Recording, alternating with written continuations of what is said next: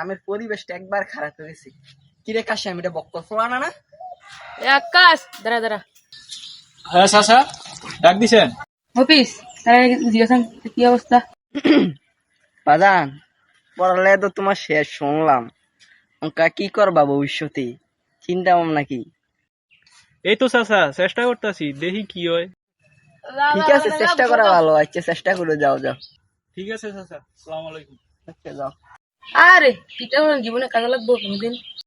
ঠিকই কইছ, খাও কইটা বাদ দে, আয় চা খাই আয়। কিরম অফিস কোনো খবর টবর হচ্ছে? কি দইছে আবার, ভাগ্যটাই গেছে নাকি দা?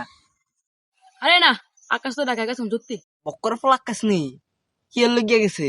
শুনলাম কি ঢাকা গেছে কি সার্কিল লেগিয়া। ওর জক জক গেলে কি সাকি ফাইলিব? কত মানুষ দেখলাম ঢাকা যায়, গেলে কি ওগুলো সাকি ফাইলায়? গেলাম আর দিয়া দিল সারি গাছের গোড়ানি।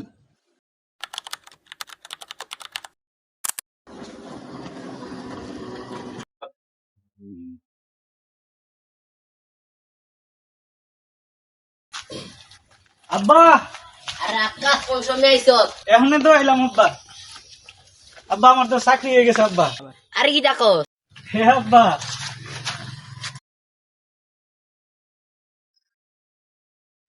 আরে মহিষ ভাই শুনছেন নি? কি হইছে? আমার পুতে তো স্যার কি দিছে। কি স্যার কইছে? চাচা আমার তো কম্পিউটার অপারেটরের চাকরি হয়েছে। বাবা বা ভালোই তো। কাশেম, এটা কোনো সার্কি হইল ক? এইটাতে জীবন চলবো? আরে আব্বা কত অংশ কত কত ওইটা কত খানা দিও না। না আব্বা, আমি আবার ঢাকা যাম, ঢাকা যাইয়া অনেক বড় চাকরি লইয়া দেখাই দেন। কি বুঝলেন বন্ধুরা? আসলে মানুষ কেউ কারো ভালো চায় না। যে মানুষটা ভেবেছিল আপনি কিছুই করতে পারবেন না, যখন কষ্ট করে কিছু একটা করলেন তখন সেই বলল এটা ভালো না।